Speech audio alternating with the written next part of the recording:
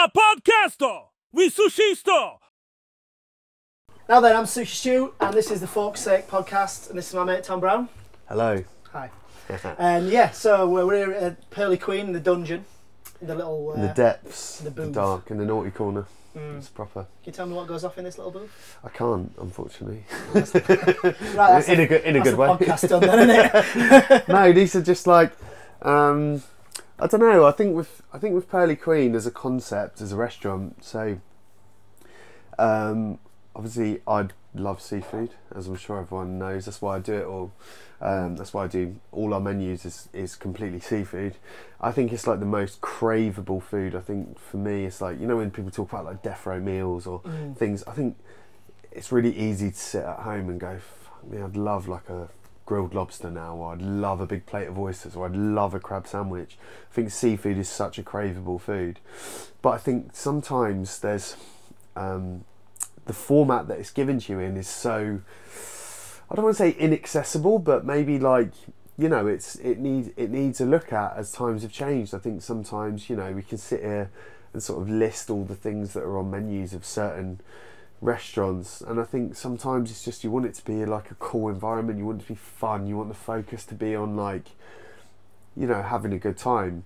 And I think with Pearly Queen, that's such a big thing for us. I mean, you know, we wanted to have the music up loud, we wanted to have neon, we wanted to have good cocktails, we wanted to have a buzz, we wanted to have fun. You know, I think like when you come in, it looks like one of the strippers out of GTA Vice City. You know what I mean? It's like one of them. It's more like when you walk in, you'd be happy with just having a drink. You don't, 100%. Although you couldn't like not have a couple of oysters or whatever. No, exactly. And it does feel like a bar, doesn't it? Yeah, 100%. And that's what I wanted it to be. I wanted it to be like, look, we've got Cornerstone, right? Which again, it's like when we were talking about the concepts, people were like, oh, is it more casual? And I was thinking, well, for me, I think Cornerstone's casual. You know what I mean? We've got those things. We've got the music turned up loud. You know, the staff are friendly. We've got all that sort of vibe. But I think with Cornerstone, it's quite a commitment. I think to get it to enjoy it. I was going to say that. I was going to say it's not a more casual restaurant, and this is less casual. This is not more casual, but it's more casual from a commitment point of view. When you just go into a bar, you're like, oh, shall we have one beer? Shall we have 5 beers? Whereas Cornerstone's a full-on commitment. Cornerstone, to get the right outcome from the menu, you have to start at the top and finish at the bottom. Whereas here, you can come in, you can have a few of the cocktails. We've had 3 sheets, do the cocktail list. It's unbelievable. You can come in, have a plate of oysters, and you can go off and do whatever. You can drop in here and have dinner somewhere else, right? You could drop in here after you've had dinner somewhere, have a cocktail, have some oysters. Or you could have dinner. Or you could sit here and you could have the whole menu. You could come down to these little booths, pull the curtain across, do whatever you want, go wild, and enjoy the whole thing. And I think that was really what I wanted to do. I think the older I get, and the sort of more restaurants I see, and the longer I've been in this industry, I think this type of dining for me is like, it's the one. It's that accessible, fun, ripping up the rule book sort of thing. I think, you know, we that's the approach we always have with our food now. Is like, I don't know, like, you know, we're an oyster restaurant. We ain't got Rockefeller. We ain't got fish and chips on. We ain't got this and that. We ain't got Freedom Air. And I think those things, like, to just look at it again and just think, what is delicious, right? That's the main question. I think that should be the focus and the question from any restaurant, right? It's like, what is delicious and what do people like? Yeah, definitely. Do you not think you've got sort of like at the front, you probably got in quite, not early, but like, there's definitely feels to me that there's a move away from, and it's not formal fine dining, because there's already a move away from formal fine dining, but the sort of tasting menus with the explanations. It feels like we're moving away from that a bit, doesn't it? Honestly. I'm so cantankerous about these things these days. I think I'm just like, I've seen it all, and like, look, I don't really care that someone's granddad planted the tree that the plum that your fudge is made out of.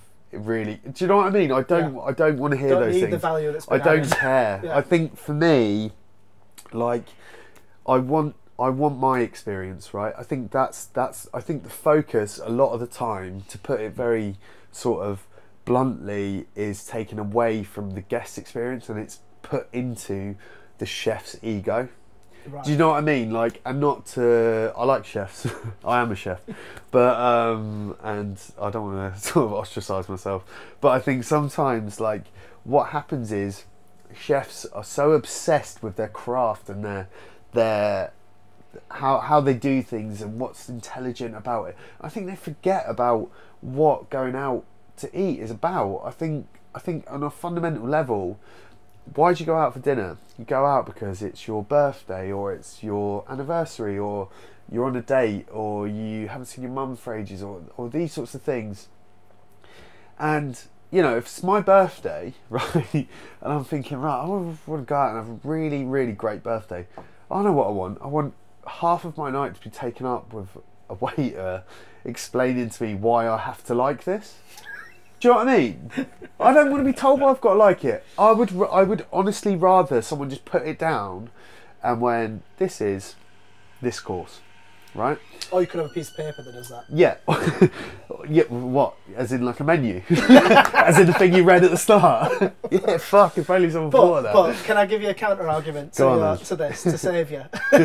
So, like, I think that there's lots of different formats that are still valid, and yes, I think we've absolutely. Although the tasty menu format, like, I think it's going out of fashion a little bit. Yeah. And this stuff you're doing is going in fashion a little bit. I don't think it's definitely a swing from one to the other. No. I think it's almost like we're sort of discovering formats, we're perfecting them, and then we're moving on, but we're not destroying them. So I still think, for example, the Ritz has got a place to get really dressed I was up. literally just about to say that. And to really have a really nice classic meal. And I think, Yeah. you know, if you really want to go on that, I think it'll think about a DJ set. Like, if you want to go and see, like, Paul Oakenfold, and Right. you actually were taking your nan out for a chat, whose fault's that? Yeah. Do you know what I mean? That's Oh, so you're good. like, oh, I'm into heavy metal. It's like, well, come on.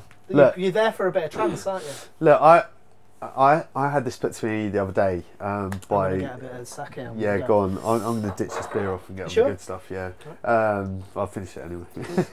But I had this put to me in a really, really good way the other day. I was chatting with a very good friend of mine, Michael O'Hare, who's one of the sort of like wisest chefs I know. Everyone listens to him, like don't they? honestly, the way he views things and the thing he says, it's Bourdain. Do you know what I mean? Like this sort of very cerebral, like nuanced view to the world and the industry is so it's invaluable. To when I talk with him, I come away from these things thinking, wow, I've got such a perspective. And he spoke about fashion, like fashion, you know, like how fashion works and those sorts of things. And he was like, yeah, there's fashion houses that are like, you know, they're always going to have a certain place, but it's the top bit that is the place, and the mid level and the sort of that range falls in and out. So one, you know, he was saying like a lot of the sort of the big companies that own them will own several of the different brands. And Louis Vuitton are like a massive group, aren't they? They exactly. own like don't they own like Moe or something? I don't know. I'm not Something as cool. like I'm that. not as cool as Mike, but Dom like, Perignon. they'll own all these different things, and like one will have a bad season, but it's to push up another one. Now, the Ritz is such a good example because I think for so long people were trying to do what the Ritz were doing, but they're not the Ritz. Do you know what I mean? Look at all these things. It needs to have the heritage. It needs to be the building, the location. Molecular gastronomy, right? Everyone was trying to be Heston. Heston is always the top, right? That's why it's a 3-star. It will always be there. But those people that were trying to copy them and copy El Bulli and all these people that try to copy Noma and all these things, right? There's always going to be the top, right? There's always a place for them. Tasting menus. Look, the best restaurant in the country is Innisfree. Let's all be real. It's never, you know, it's without question. But you and want that to not be a tasting menu. Exactly. Well, although saying that, I would love it if I could sit in somewhere in London and just order little bits of Gaz's food. But That's you a couldn't. separate restaurant, though, But you couldn't have that without Innisfree being what it is, because it's the you best. Want the big man to be thing giving you what he tells you to have, though, don't exactly. you? Yeah. If it just turned up and it was like, right, this is this, it's a completely different thing. But to have that, like, I mean, no one does it better, but I think so many people don't do it as good, and I think that is sort of what's moving away from from what it is. And I think those things. I mean, look, I feel like maybe I'm selling Cornerstone a bit short here, because I think what Cornerstone does is I'm not is saying that. I'm saying it's a different. unbelievable. It's not, no, I mean it's me. a format that is still valid, even if 100%. the general consensus, I think, is moving away from that tasting. Although it's not a tasting menu there, but actually, whenever I go Cornerstone, I always think I want tasting menu, because I want to know. I don't really know what's. You've got a crazy big menu, have you? No, so it's I 9 kind of courses. want a bit of everything. 9 courses. You know? No, 8 courses. Sorry, 8 courses. Yeah. Yeah, exactly. And I think those. I just think like. I just think there's such a place for this style of dining that we're doing here. I mean, look, I went to Dorian in Notting Hill the other day. It's like one of the best meals I've ever had. Honestly, mate, it's like Is for it Max anyone or who's not Master? been, Max Cohen. For anyone who's not been, go to Dorian. It's absolutely unreal. You're not the first person who's told that to me this week. Mate, it's so good, and it's like, you know, it's just the format it's in, and like you go to Sunday lunch, it's a DJ, and like everyone there is just really good looking as well, you know, like staff and customers, and like the setting's cool, the drinks are good, everyone's so warm, everyone's so friendly, and it's just like, yes, this is what I think we've, like, for a minute people have maybe forgotten about. I think we went through Does it feel classy? So classy. I mean, I felt up. I mean, look at the state of me. I mean, like, fucking... Well, maybe explain to everyone that we've just been doing a tasting, and we're sort of like, we're closed today, aren't you? So yes, we're closed today. It's Monday here. We're closed. Just had 10 bottles of sake. Stu's in town. We've had 10 bottles of sake. I'm getting tattooed in a bit, so I try to get pissed before, so I don't feel it as much. There. But yeah, we're good. But no, I just think like that those sorts of restaurants. I mean, look, you look at the way it is, and social media is such a massive barometer of it. I mean, look at places like Fallow, amazing restaurant, Dorian, amazing restaurant. Like, these things are like very much the like in vogue kind of vibe that people want, and like rightly so. I mean, that's what I want. Do you know what I mean? Like, that's so that's why, you know, we're opening Pearly Cream. We've been here 2.5 months, 3 months. That's the sort of places I wanted to emulate, like, but in our own, you know, we're obviously keeping our heritage of like what we've established at Cornerstone, and those sorts of that kind of ethos with seafood and how we approach it, and like, you know, the influences we've taken, like obviously places like you know, Josh Nyland's restaurants in Australia, like they're a massive influence for us, obviously. That's amazing, really, mate. I mean, if you think about like what sort of way it's going though, like, and it's going a little bit more casual perhaps, I just think we're just sort of like squaring away some nice concepts. I think with the tasting menu thing, it is a different thing, but you know, like when you go to the theatre, you don't want to go there and just decide what people are going to do. You kind of want to sit there and accept it. Yeah, so 100. Yeah, that's a great point. Format, isn't it? I think the market is saturated, is what I would say. Sure. I think the market's saturated with. But they can only give out so many stars, can't they? I mean, if they give their own rules out, they could give out an unlimited amount of stars. But then obviously there's no meaning to it. So if everyone's doing the same, then it has to not just be about the food. It's got to be about being a pioneer of some kind. I think as well, part of it is the way of the world. So, you know, restaurants are very much affected by sort of socioeconomics. Like, what's the first thing you start to get rid of when times are tight? Oh, well, I won't eat out as much, I won't do this, I won't do that, I'll stop by. You know, so it's those sorts of things. So when obviously in the UK it's been very rough in terms of like cost of living, and you know, I think the big thing where we noticed it was when the war in Ukraine started. I mean, you know, suppliers and all those things, and energy, all those things really, really affected us. And you know, people make a choice, and I think, like, people are there's obviously always going to be like the top 1%, as we know, like that's just how the world is, sadly, and they want to go to like the best of the best. Now, you know, we still do very well at Cornerstone, we do all right, but I think, you know, to have something like this as an option is so much more accessible to people who maybe aren't able to do that. I mean, like, you know, we still get a lot of chefs, we get a lot of people in the industry who, you know, are the younger end of their career, and you know, I know what chefs get paid because I pay them.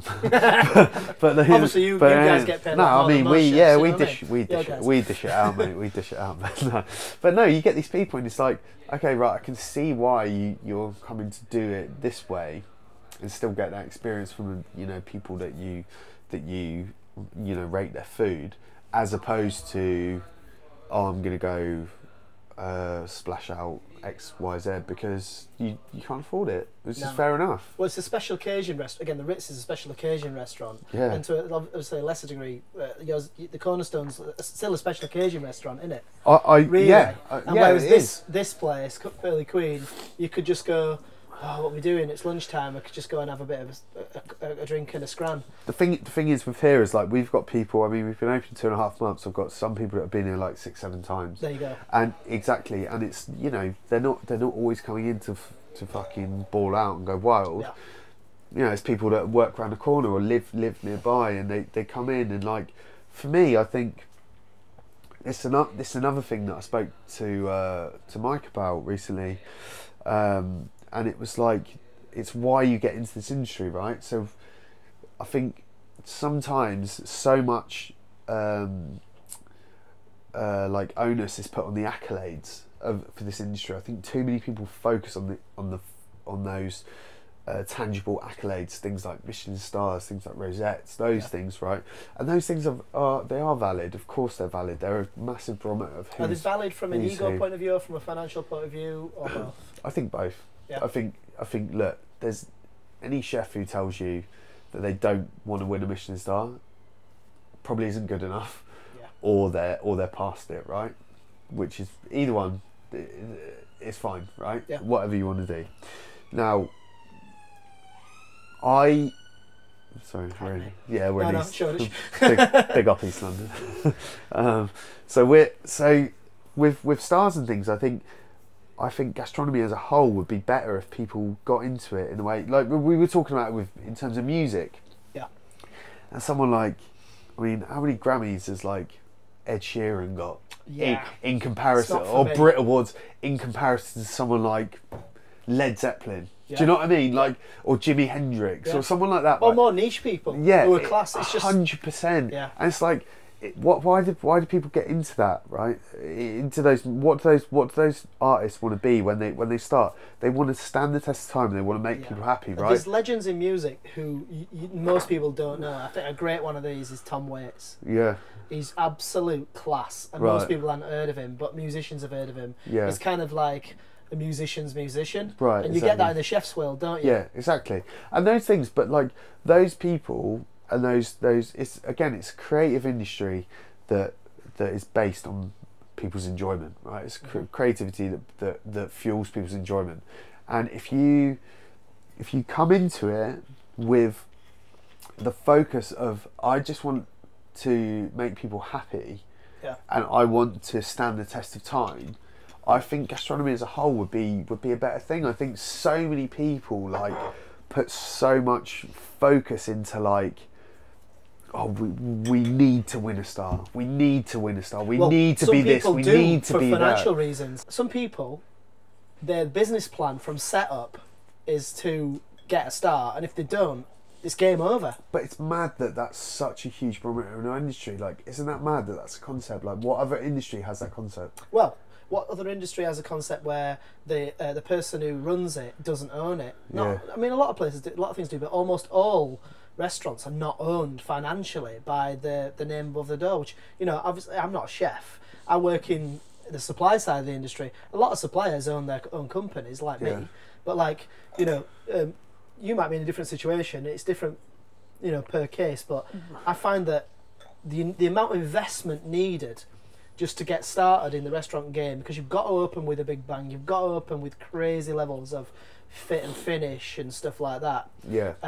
There's such a big high bar to start your own business that's 100% yours. Yeah. In this world, isn't they? Yeah. The other thing as well is, like, you're, like, you know, you can't do it half-hearted.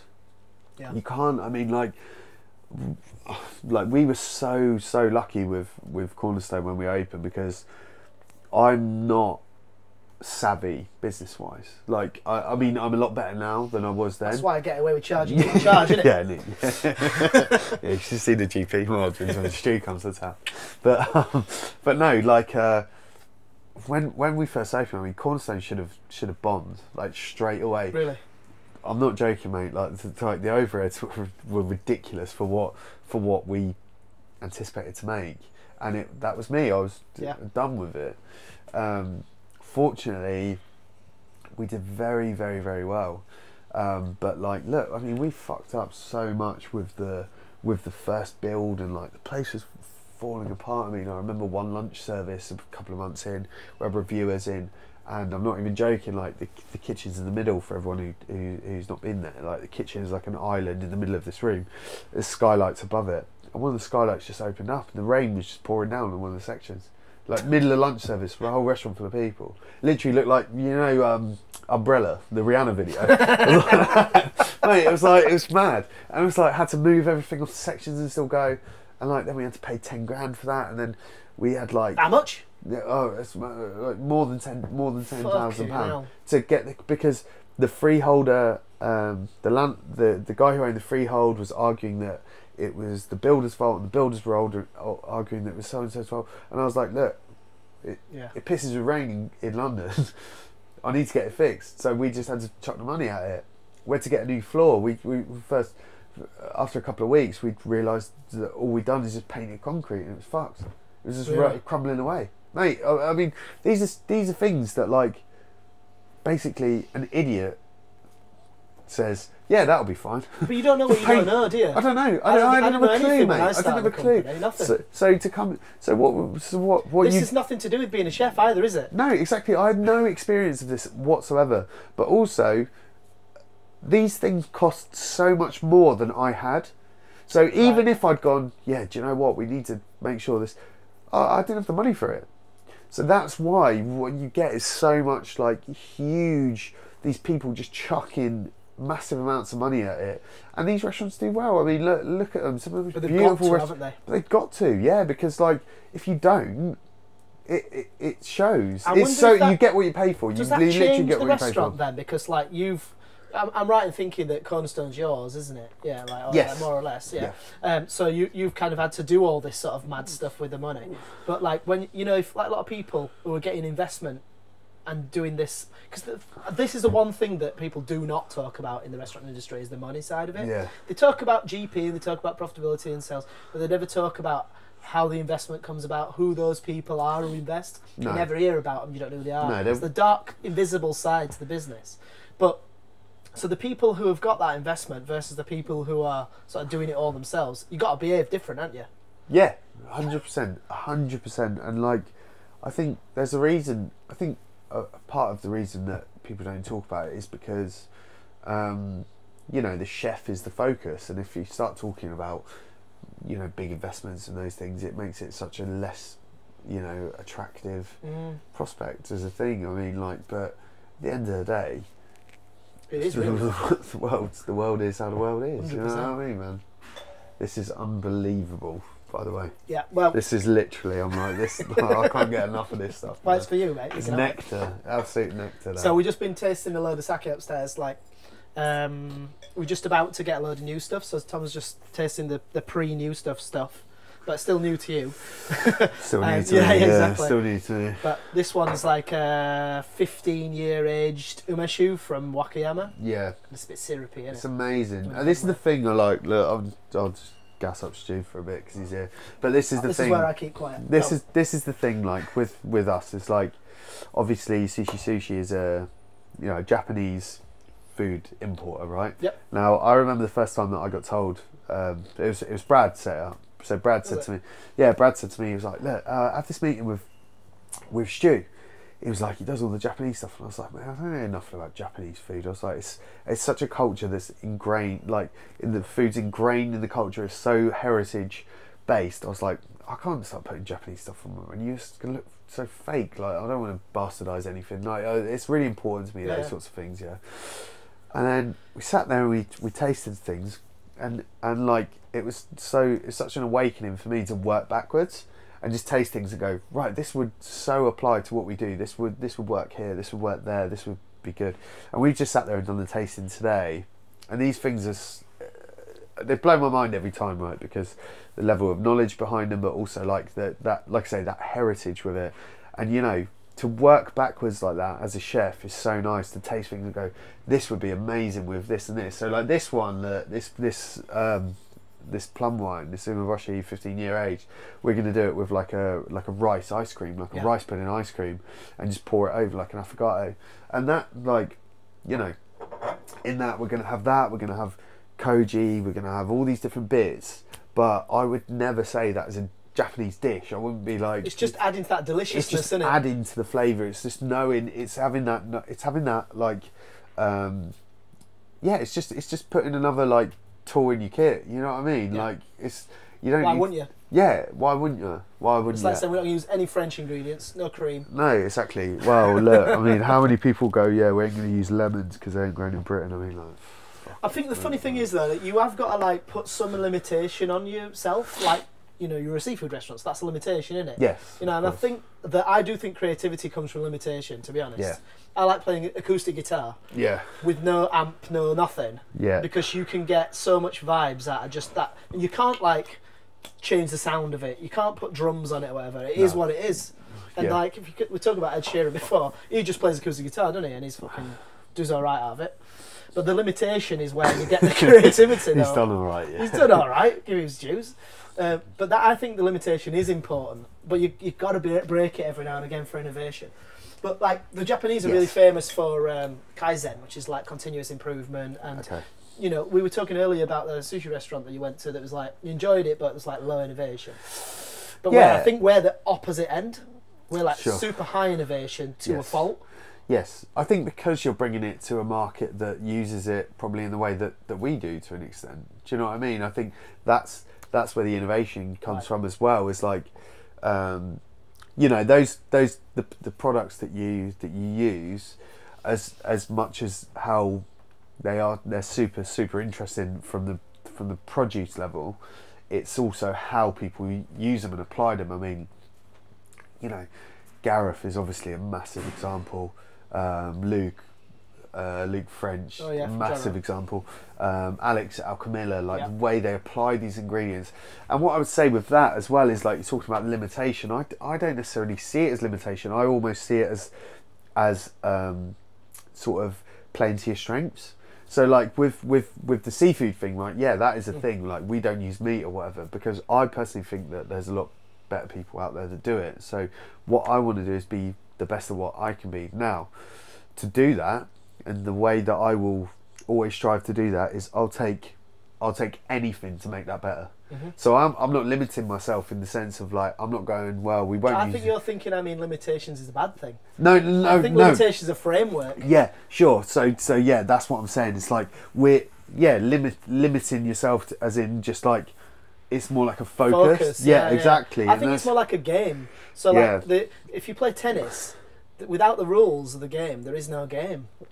Yeah, so 100%. Like, if Federer's great. I don't play tennis, as you can probably tell. What do you play? Arsenal. Arsenal. You like football, right? What's that again? Your edges. If everyone could use the hands, the game doesn't mean anything, does it? No, 100%. Yeah, and that's so true. And yeah, I just think that like that's the way I look at it. Sometimes I go to like a really good restaurant, and for me, I look at it like going to see a magician.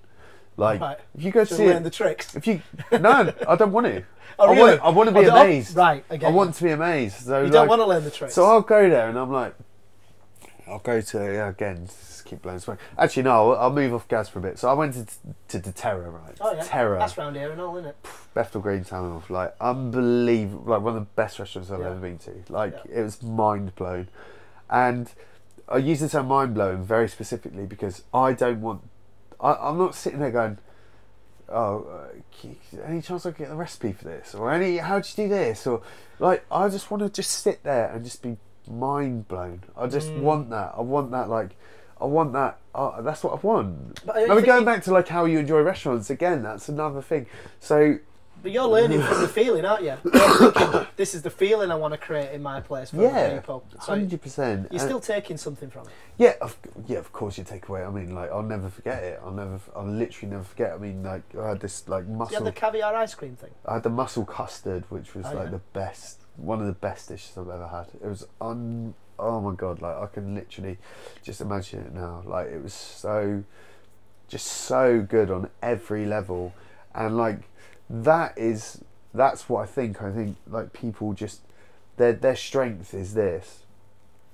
And I mean they're basically good at everything, but my thing is like, yeah, I'm like, I just want to focus on our thing, and I also think it's really important, specifically if you're doing a restaurant that is kind of focused on one thing, for instance seafood, to have like a really specific style. Okay. Like I think one thing with us is, I hope this is true, that you can look at dishes online, or you can see things on social media and go, oh yeah, that's Cornerstone, or that's I definitely think Green. that about you. Yeah, I think even down to your social media posts, the way you sort of like frame the pictures. Yeah, I've got and that. The filter. There you go. Well, Yeah. the thing is, it's still trying to set. That's how you set your brand, almost, isn't it? 100%. Yeah, and I think that's really important to be brand specific with that, on brand. Always. But you know what I mean. I'm joking, but it's like. But I think those things are so important to like have your own style, and again, like to bring it back, I think that goes to like craveability. Like, you know, you can look at those things and go, oh yeah, that's like, I want to try that, I want to taste that. I mean, look, we've had a thing for ages, like between Cornerstone and here, that like when you put things up on social media, that's what you're going to sell that day, and it's because people see it and they want to try it, and like. They know it, and so they associate it with you. Yeah, exactly. Of the future. I suppose so. I never really thought of it like that, but yeah, it's kind of like that's your specials board, and just it's just you just have to be aware of the world these days. You know what I mean? Yeah, we were chatting about while we're drinking the sake and all that. We were chatting about the norms and things like having a coffee at the end of your meal, and I've actually. So many people don't like having a coffee just before bed. Yeah. And a lot of people do, but like it's quite a contentious thing there. And we were chatting about, well, surely the last thing you want is to have loads of like caffeine before you go to bed. What you want is more booze. Yeah, exactly. I mean, like, look, yeah. So we were talking. So I love warm sake, and we're talking about like getting a warm sake on and like making it a thing that at the end of a meal, like rather than an espresso or a cup of tea or whatever, like you finish it up with a warm sake. And I think again that's another thing, like going back to like ripping up this rule book thing, like we did it with here, like when we first opened, like we had like 3 or 4 different types of oysters, and you know we did it like, oh yeah, you can choose this or that or whatever, and I was just like, do you know what, like we're really struggling because it's a small restaurant, the storage space is small. Yeah. You know, we're ordering 1,200 oysters a week. Wow. And we ain't got to walk in. Do you know what I mean? Like it's got to be tight on the organisation. It's tight. It's really tight on space. It's hard to work. It's hard to work around. And what you know, I was thinking, realistically, like of these 3 or 4 oysters, is there one that I like the most? Yes. There is one that I think is the best. When you say oysters, are they from different places? From different farms, from different areas. So it's not just different toppings; it's different actual oysters. No. Sorry. Yeah. So oysters from different farms. Sure. Is there 3? So we're ordering 3 or 4. Is there one that I like the most? Yes. Is there any point in having the others on then? Not really. Do people really know the difference that much? Well, I'd never even thought about it until this week, and I went to see Bobby's Oysters. Shout out to Bobby. Yeah. At Chiltern, he's got his little oysters. His are very good as well. I remember having them there. They're brilliant. Yeah, really fantastic oysters. He on his platter put 3 different kinds of oysters. Yeah. 3 different like farms, like you say. And before that, you know, I've eaten loads of oysters. I didn't know that there was any difference. Oh, mate. But then remember them ones in Hiroshima that we were looking at? Yeah. Shell was like a massive Nike fucking trainer. Yeah, Godzilla one. Yeah. Yeah. That's the radiation. No, that's not funny. We've all seen Oppenheimer. Yeah. But no, like, yeah. So there is a difference between all these oysters. Yeah, when you order them, an oyster. But most people are not bothered. Put Really? it into context, yeah. So to get an oyster, whenever you eat an oyster, it's about 4 years old. Yep. Every oyster filters around 55 litres of water every single day. So if you're looking at things like wine or whatever, whether those things are put so into context, sake as well, I suppose, is the same. The process and that to get it to the customer, there is a difference, right? There is a difference in those oysters. But the average person who comes, who maybe isn't so knowledgeable or I think I'm that or guy. up for those things, you're that guy. Wouldn't you rather just go, right, we've come in this place, it's great for oysters.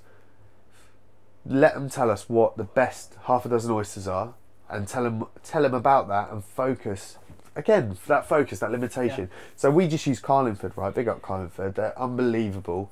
Kean and Mary, couple out there, beautiful, so lovely. 30 years in farming of oysters. The heritage is there.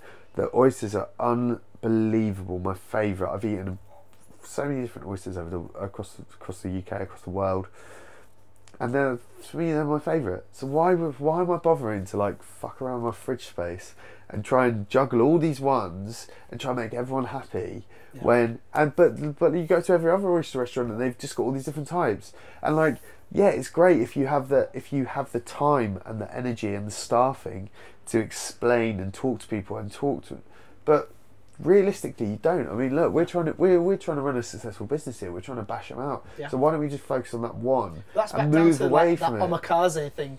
When you go to somewhere that's decent, and if you're the right sort of customer, you're just going to go, tell me what's good. So yeah, no, I think that's for me, like, that's one thing of like moving away from that sort of that rigidity and that formality of like, you have to have these certain things. I think it's trust, in it. Like, the customer needs to trust you, and that's reputation and branding. So if you're like someone who put a special on, which is just to clear out the shit that you've got left over, then you're not the person to trust for omakase.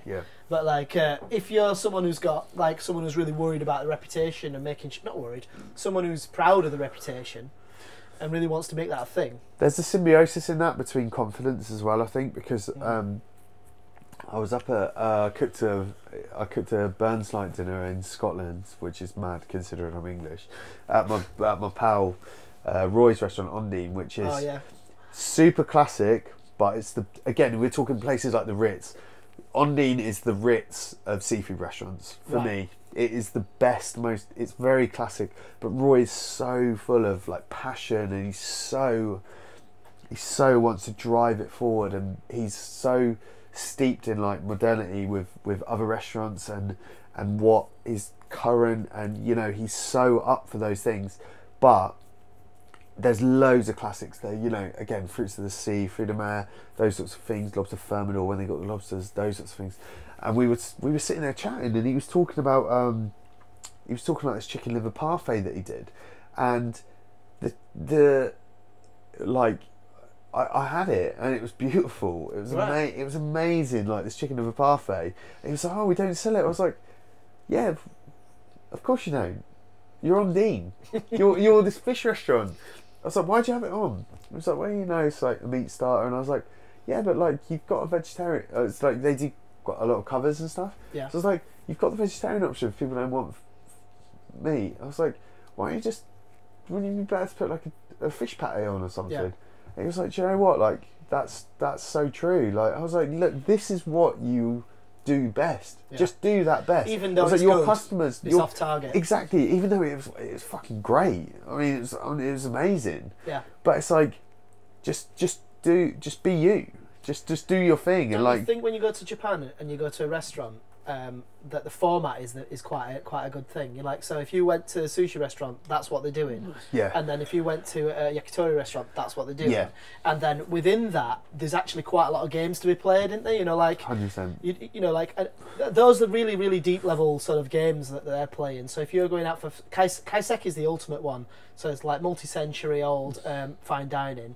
So it's really hard to sort of break into, because you've got to know the rules of the game before you can understand how they're bending them. So it's almost like a little joke between the chef and the guest. But if you don't get the joke or speak the language, it's a tough one. But like within these formats, again, you can have a game, and I think that seafood, what you're saying then, is a format that needs sort of sticking to. Yeah, definitely. And I think that, you know, to bring it back again to that thing of like playing to your strengths. I remember the first time when we did the tasting, I remember something that you said, and it will always stick with me, is that in Japan, like, the chefs cook and the producers produce. Yeah. And it's like, you know, how many people over here are like, you know, apologies to anyone who does this, but making their own miso, making their own koji.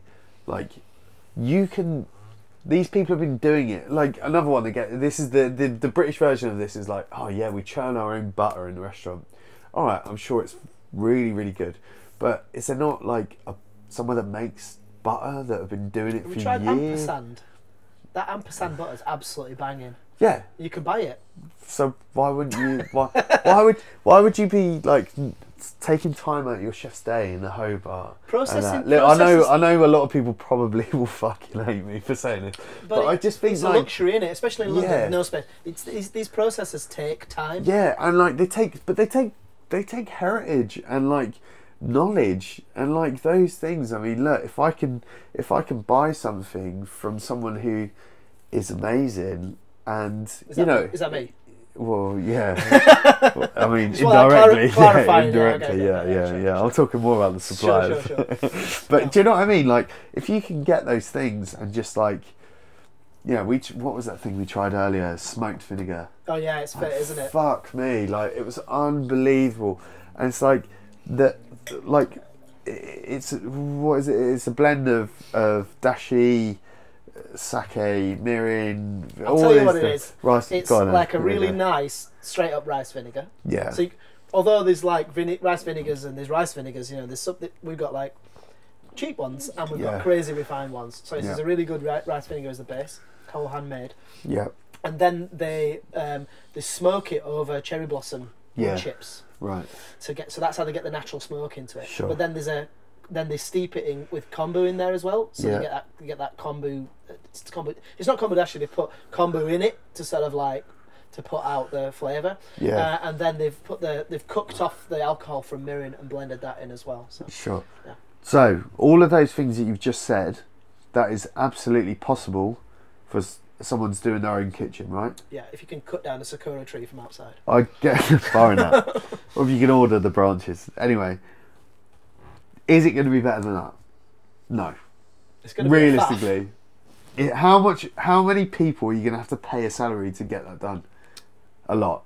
So just get that, man. Well, like that's what I think it should be. I think people should just forget. I mean, you could go and start your own oyster farm, couldn't you? And go and fetch them. I mean, I would actually like to do it. not the fetching, but I would like. Would like to have a farm. I'm a big believer in automation. I know it sounds like, oh, fucking automation. It's like the Industrial Revolution got rid of loads of people's jobs that used to like hand weave clothes and everything. But there's a certain level where that banana. Nah. God. There's a certain level where the automation frees people. Yeah. So it's not just an increase in productivity. It means you don't have to do the shit jobs. The shovel is better than digging with your hands, isn't it? Yeah. So these are nice little automations. That's a good point. But it's like things where you go in and you see places and they do like 4 different fucking canapes and 4 different petit fours, and it's like everything's so stretched. And it's great if you can do that. It's great if you have the facility to do that and you can charge it right. It's absolutely brilliant. I think that's amazing. But you just got to like focus on things that matter the most, and like I don't think like cutting corners right is seen as such a bad term, but if I can, it's the wrong term for efficiency. Exactly, and if I can source and buy that smoked vinegar, which is fucking literally blew my mind on the spot. If I can source that rather than fucking around doing all that shit, like trying to replicate that, Why wouldn't I? It's going to free you up to do other good stuff. Why wouldn't I? Exactly. It just makes it means all your focus. Because you've only got so many hours. Yeah. I know, like in this industry, it's less so than it's ever been. But you work loads of hours and put loads of effort in. But if you're like putting these levels of automation in, and I would class that product as automation, really. Yeah. 100%. Then you still got the hours, and it's not like, you know, in this industry, especially people like yourself, you're not going to like just toss it off for the rest of the time. You're going to do something really interesting with that extra time. What's it going to free you up? They call it opportunity cost. Yeah, 100%. And those are the things. I mean, that depends on very much on the individual that's doing it. Like, I mean, you know, if someone's going, oh yeah, we can do this because it's just gonna make it cheaper or whatever. Like, that's a very different outlook to we can do this to help save efficiency and time on other things and focus on those things. It's like, what was that Bruce Lee thing? It's like the thing about never mind the man who knows 1,000 punches, it's the man who knows one punch and has done it 1,000 times or something. Oh, really? Like that. Do you know what I mean? Yeah, there's some quote, I've definitely misquoted that, but do you know what I mean? It's like, I thought it was the wood doesn't hit back. I don't know. I don't know. But do you know what I mean? Like, it's that. It's like, you don't need to be such a like, almost, I don't want to say arrogant, but it's like you don't need. I think people like, they've done everything. Yeah, themselves, people just trying to fucking like bust their bollocks the wrong way around, like trying to ice skate uphill. Like, forget it. Just do the things. Like, you can get help. You can you know, it's the only thing it does is help to build what you've got better. Do you not think you can deliver better value to your customers as well? So if you're not paying an extra, you know, 3 chefs to flipping perfectly julienne things rather than buying pre-julienne things, I don't know, off the top of my head. Yeah. Just give me an example. Yeah, Then, it's a terrible example. Yeah, all right. The guy, you got one fucking smoked vinegar guy. Yeah. Who you're in playing. So then, if you had to pay that extra wage, that's got to be reflected on the bill, hasn't it? And when I was talking, 100%. Yeah. when I'm talking about value, I don't necessarily mean cheap. No. You can put like caviar, oysters, all the rest of it on the menu, and it can still be good value. Yeah. If you're building everything else around it efficiently. Yeah, exactly. I mean, look, if you've got, at the end of the day, right? And that's when you'll be popular. At the end, yeah, exactly. Like, at the end of the day, every chef at the end, every month has to look at a P&L sheet. They have to see where the margins are coming in. Yeah. And look, if your wage bill is 45%, you have to knock your GP right up through the roof. Yeah. Right. Deliver worse value for your customers. Deliver worse value. So. And that's at any price point. That could be Greg's, or that could be the Ritz. Exactly. I mean, it's at the end of the day, you're all doing the same thing: serving food to people. Yeah. Via a and medium. making money. Via a medium. To live. Yeah, exactly. So if you've got to do that, now if you think about it and like, don't throw labour, like that's what some people do. They just throw labour at a problem. Like, oh yeah, get another one, get another chef. We need them. Blah blah blah. Nah, if you just like, you're wasting those people's time. If you think about it, it's smarter not harder, right? That's the thing. Smarter not harder. Yeah. Like that's the way everyone needs to view the world, I think. I think when you get those restaurants that have got the efficiency, I mean, obviously the obvious one's McDonald's. Now, everyone for five quid, yeah, to get a hot meal with a drink, yeah, and a side, you can't beat it. But that's because they've gone really way down the efficiency. Yeah. Now, I know it's only the things. I mean, they are raping the planet. Yeah, but yeah, from a sustainability problem. Like I know what you mean. Like, yeah, I know what you mean. Like the efficiency and all that. Can I state now that I'm pro sustainability? I'm pro Big Macs. Speaking about sustainability, I've never been. Have you ever been to Silo? No, it's just around the corner from us. I'm embarrassed to say. It looks like an interesting art project to me from afar. Yeah, I mean, look, they what they do looks. Because that feels like a real set of rules.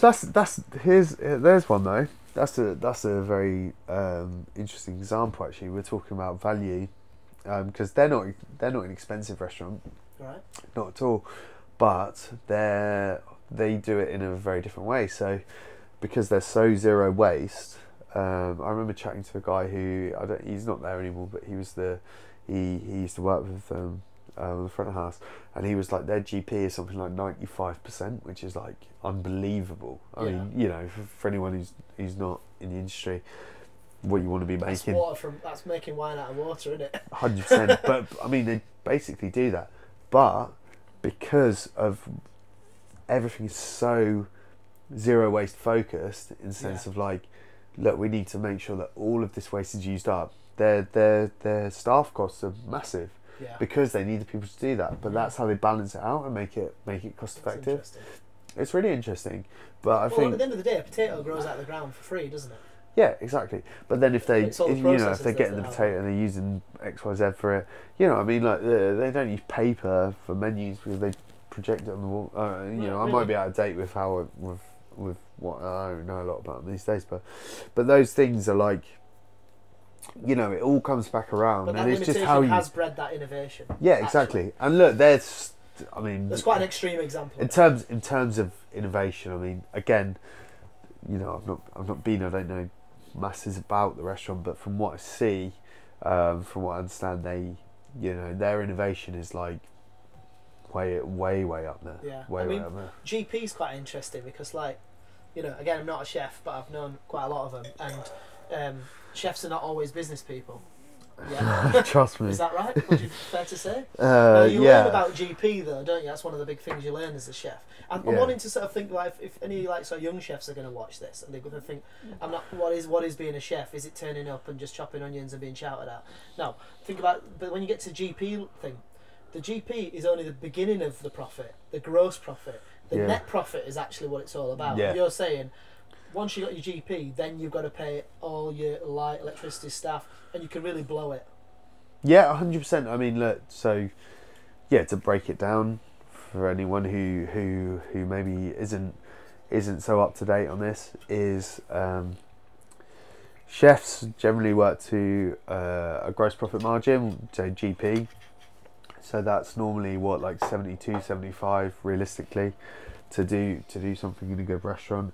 So that means essentially whatever you order your food in at for cost, your times in by 4.85, right? And that does that. Now, that's all well and good, right? That doesn't mean it's quite a simplistic way of costing. Yeah, it's so simplistic. Like, that doesn't mean that, like, okay, cool, so we're making our 75% GP, that's fine. You can make your 75 GP on whatever, but if you've got 20 covers in and you need to have 100 covers in, you're still in the shit. Do you know what I mean? You can spend that money really fast. Then there's everything else. There's, you know, electricity. There's all this, you know, it's menu paper. There's chemicals. There's all these things. So yeah. So it's net. So net is net. Yeah. But then a really high set of costs, like what you just talked about. Well, I think that's what a lot of. You could have a lower GP if you've got a very efficient restaurant and still make a fortune. Somewhere like Weatherspoons or something like that. Yeah. Their GP ain't great. Well, you can get like a burger and a pint for less than a tenner. Yeah, exactly. Yeah, so their GP's knocking around. I mean, I don't know. I mean, presumably it's about sort of 55, 60, maybe 65 at the most.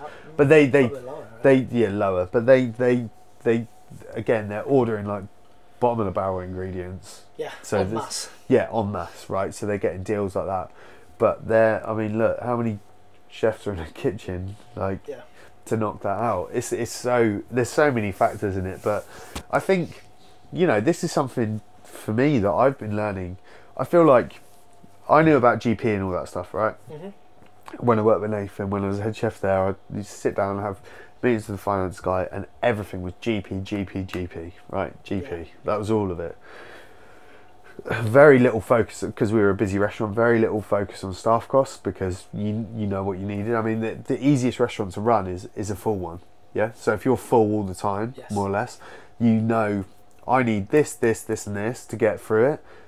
And these are my costs. It's also a standardised number as well. It's a standardised number. You don't have to think about it. Once you take the thought out of it, that makes it easy. How many people are in that luxurious position that the restaurant's always full all the time? Not me. It is up and fucking down, and January is shit, and suddenly you're like, fuck me, and we had to close over December, and there's all these things. It's like, I mean, look, I'm surprised I'm not going bold, to be honest. But, too virile. Well, that's the problem, isn't Yeah. it? That's happened. That is very that's much why my I've got problem. such luscious locks. But no, like, but no, those things. So I was like, you know, I went to open my own restaurant. I'm like, yeah, sound, I know all about all this stuff. You know, fuck all, mate. And I'm still learning now, still massively learning. I mean, with my finance guys, I mean, with my business partners for here, like, I feel like I'm learning and being taught things.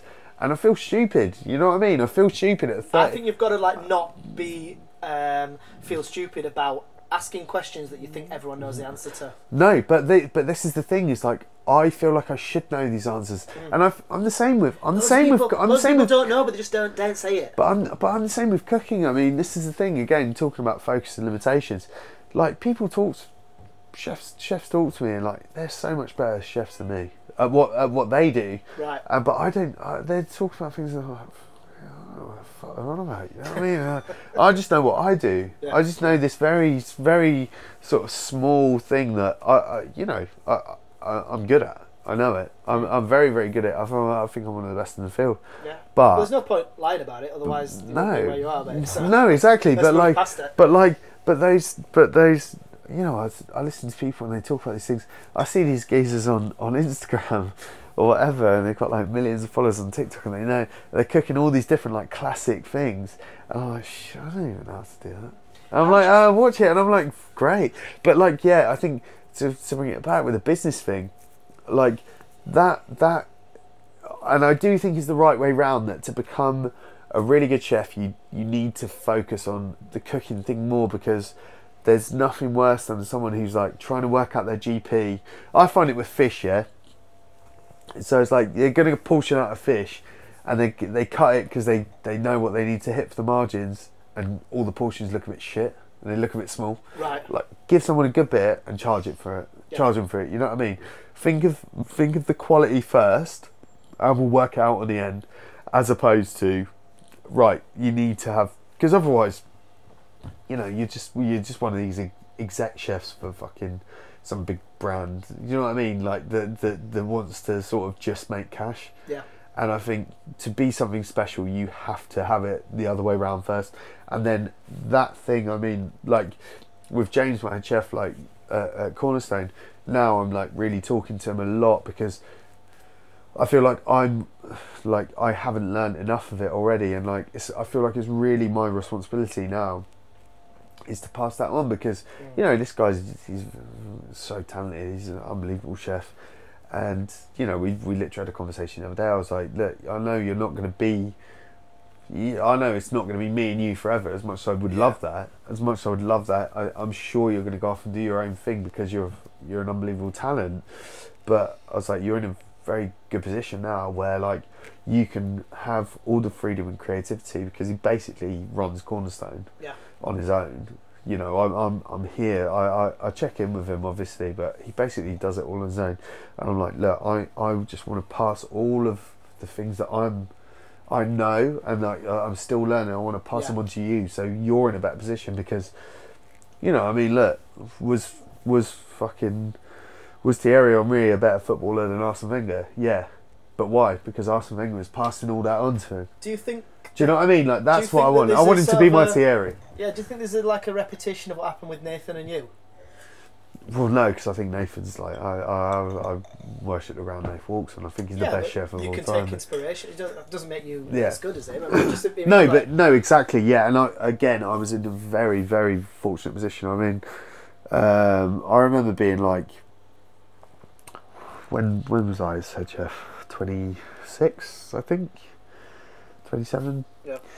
And I remember there was someone who was like some young chef who was like the head chef at this place not far from us, and it was like he had like a big PR fucking stint around him, and his food looked shit, man. Like, it just looked shit. And I think this is something that a lot of chefs will appreciate, is you could see he was a young chef without a mentor, because they just go, right, this will be cool, like, let's do this, let's do that. And it's like, I was so lucky, because I had this legend, this absolute like top like god in the game, who was saying to me, look, maybe just rein it in a little bit, do this, do that. And that's I'm so affected by that even now. Like even now, his teaching is like, and I do think that how we've evolved with Cornerstone, and I think our styles are very, very different. But what the fundamentals and the basics that he taught me, and what I learned with him, I think are so prevalent in what we do now, even if the styles are completely different. Yeah. And I think that is invaluable. I mean, like, it's so easy for young chefs to like listen to the hype and to like want to fucking do their thing. And I remember going to like, I was at, You want to smash things up and be creative when you're 25, though. Yeah, but like, I'm not saying it's the right thing to do. I'm just no, saying. it's not. But you need it's a friend. not. I think You- it's. I the think mentor's like a friend, isn't it? Like a more senior friend or father figure who just says, maybe this isn't a good idea. Yeah, exactly. And like they're not trying to pen you in. And that's the thing as well. I Like think. make you think twice. Yeah, they're just to make you see, like, just to make you almost learn it in your own way.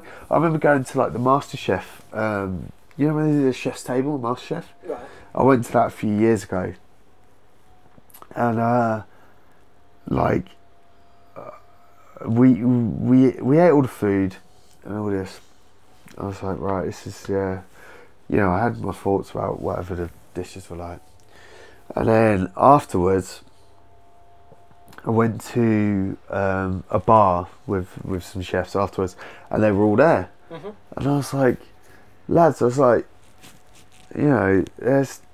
some good bits here, but I was like, not that I'm fucking some aficionado that knows everything, but I was like, what I would say to you is a lot of you work in good places. I was like, don't think of this as your excuse to just go and... I was like, you're going to get all these offers. You're going to get people that are going to want to sap you for what you're worth for the next 2 years, and then they're going to drop you. You'll get people that go, yeah, we're going to like plug all this money into you, cash in on you while we can, and then just leave you, because MasterChef's such a big thing, right? Yeah. It's just the TV exposure. It's just the TV exposure, yeah. Now, without naming any names, there's one guy on there who did very well at the time. Yeah. Not doing a lot now. Really? One guy who didn't win, who I thought was the best chef. He's got like fucking 1 million followers on Instagram. He's head chef at this amazing place. Clearly an unbelievable cook. And what did he do? He kept it going for a bit. Listened to it. And this is the thing: is like you shouldn't be afraid to like listen to. Shouldn't be afraid to listen to people that have been there and have done it. You know what I mean? Like. Just don't. It's young. I think it's not fair on young chefs sometimes with those things. I mean, at that age, I was an absolute idiot. Absolutely no way. Mate, I was a dick. I was an unbelievable. There's so much to be said for like restraint and like a maturity. Yeah. And those sorts of things they don't bring. I mean, we've completely gone off tangent. No, but we were talking about mentoring, really. So you kind of like. So do you? I'm not saying that you should compare yourself to Nathan, but like, do you feel like you owe James that? I feel like I owe everyone that works for me that. I'll tell you why. I'll tell you one of the biggest factors that has happened to me with this is when I worked for Nath, we went to cook at the Marksman pub in Hackney Road. Unbelievable pub, one of the best in London, owned by John Rotherham and Tom Harris.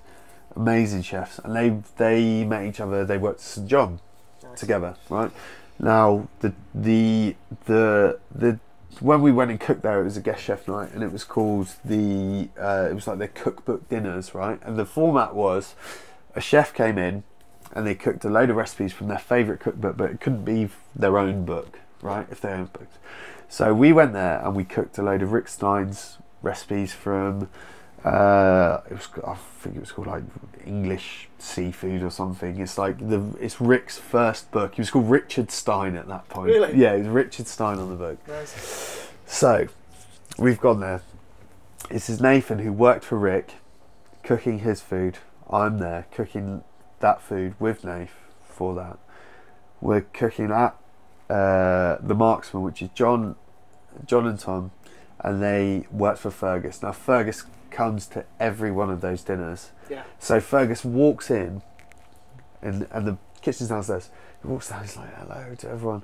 Walking over to the kitchen porter, hello, like cuddling, kissing everyone, how's it going, like all this stuff. And I had this like spark in my brain. I was like, do you know what? I can see every part of my career that I want. I want to be me now, working for someone that I adore, if Nathan said to me, you just put your head through that wall a minute, just because I need you to, I'd be like, yeah, go on then.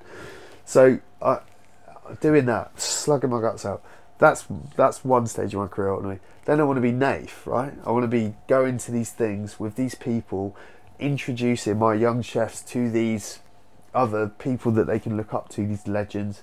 And then I want to be Fergus. I want to be walking into someone who I've like looked after and put money into, made their dream happen. I want to be walking in as just like old man and just walking around showing them all this love. And then I want to be someone who's written this cookbook, who like someone who worked for me is like, yeah, I loved it. Do you know what I mean? Like that was such an epiphany for me.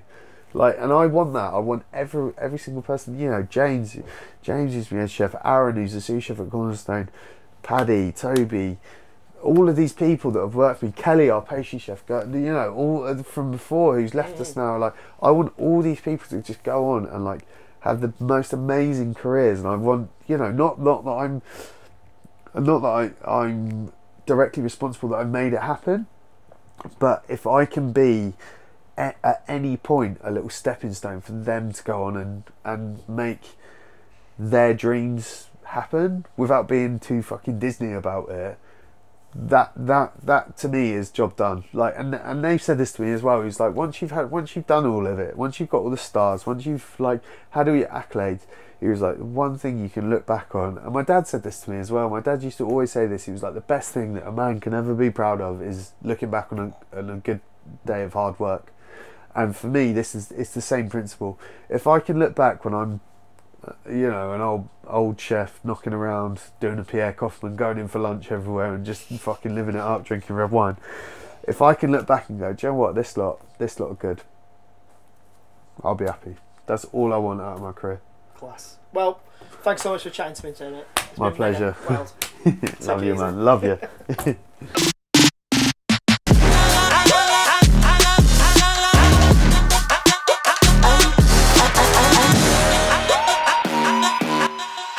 Forks aside, a podcasto! We sushisto!